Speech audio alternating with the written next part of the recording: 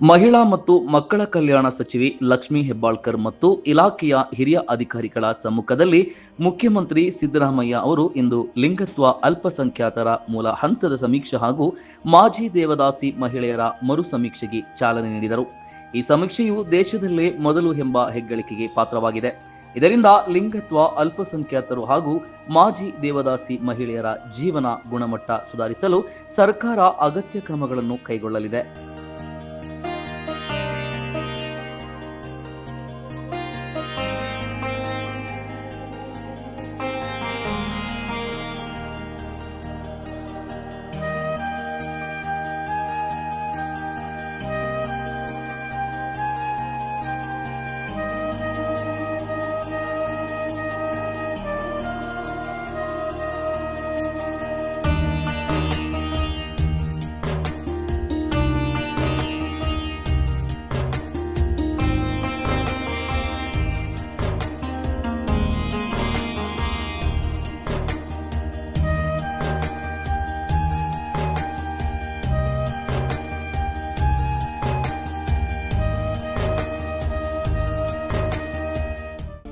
ಇದೀಗ ನಿಮ್ಮ ಅಂಗೈಯಲ್ಲಿದೆ Mayura TV digital ವಾಹಿನಿ.